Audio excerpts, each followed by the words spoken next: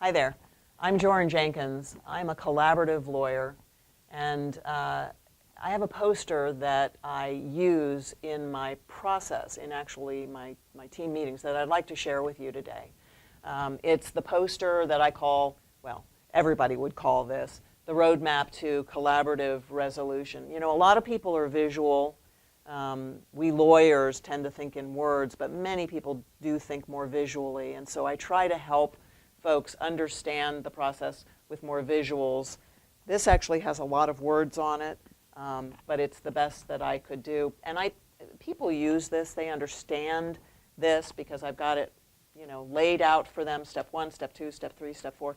It helps me and my team keep the clients on track. I don't know if you've had this problem, but quite often we have clients who they want to leap ahead.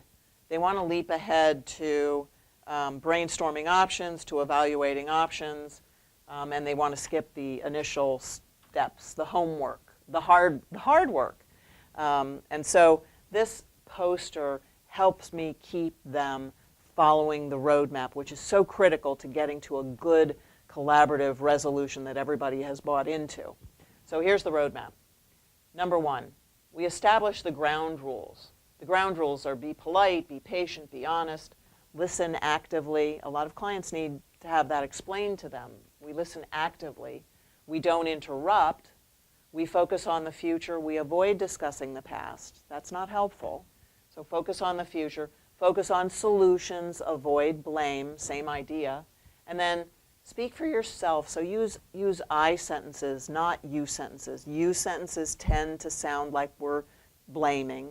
I sentences, we're talking more about how we are feeling, maybe because of what he's saying, but that's not the point. It's, this is how I feel. How can we help me not to feel this way? Or this is how I feel. This is why I'm saying what I'm saying. So these ground rules are very helpful. People understand these. They'll ask me questions when I talk about these, when I explain these. And I explain these before the first full team meeting with all of my clients. Step 2, we discard positions and we identify interests. Now, all the collaborative professionals will know what I'm talking about there, but ordinary folks have no clue. So I talk about the problem is taking positions. Well, what's a position? I don't understand. Well, a position is what we want to avoid. An interest is how we get to what we want to pursue. So ask why. So if the position is I want the house, the question why will get you to the real interests. I want the house because, and so many of my clients get this, I want the house because I want my kids to stay in the house they grew up in. I want my kids to go to a good school. I want my kids to have their own bedrooms. I want a home office. I want safety. I want security. I mean, these are all interests, not positions, because we can satisfy interests in multiple ways. We can satisfy a position only one way. I want the house. If you don't get the house, you're not happy. But if I can make you feel safe and secure and your kids go to the same school and they have the same friends and they're in the same neighborhood, maybe you're just as happy in a different house that shares those attributes. So the problem is taking positions, and here I have it laid out a little differently. You, I want the orange. Me, I want the orange. What's the interest? Why do you want the orange? I want to make orange peel candy. Well, I want to make mimosas. How do we get to a winning solution? You get the peel, I get the juice. Oh, look at that. We both got what we wanted, and there's only one orange between us. That's amazing. So arguing positions limits your options and may result in agreements that fail to satisfy the party's actual interests. When I explain this way, I use either the house analogy or the orange analogy. People get it. They understand. And so then back in the meeting, when this is always up on the wall, I have these Velcroed to my whiteboard. I can say, let's focus on the interests here. Remember, interests, not positions. And both of the clients right away get it. They know, they understand, and they get back on track.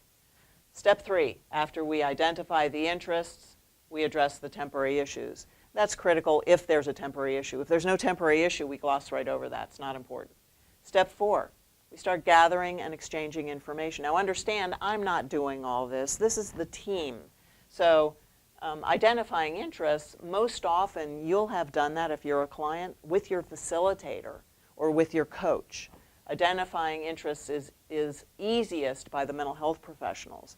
The lawyers do it too to some degree, but the mental health professionals, the facilitators, the coaches are far better at it. Gathering and exchanging information, that's going to be the lawyers along with usually the financial neutral and possibly the facilitators and coaches as well. So that may be the whole team. We want financial information.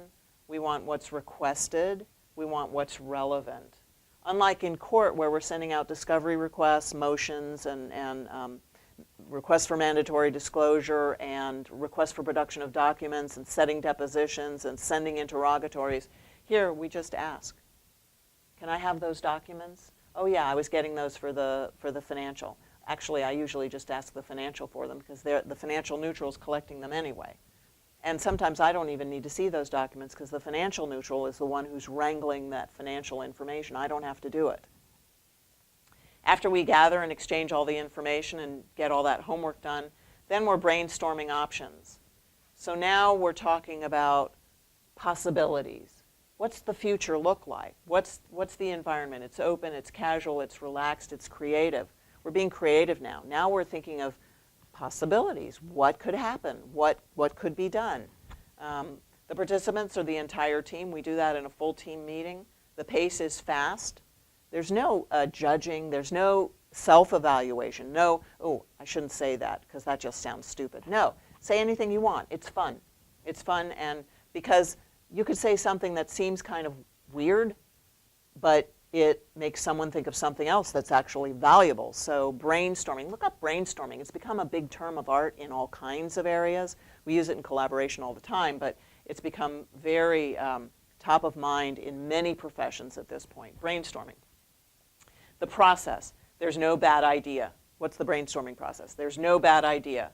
There's nothing that's outside of the box. I mean, everything is outside of the box, so throw it up there. Why not?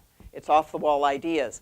Those lead to helpful ideas, so throw it up there. We actually brainstorm with the whiteboard. We write everything down. And it isn't until later that we're actually evaluating options that we start crossing things off the list. Oh, well, that was silly. Okay, now you can evaluate it was silly, but it led to this idea, which actually might be what we end up with. So now you're evaluating options. How well do they meet your interests?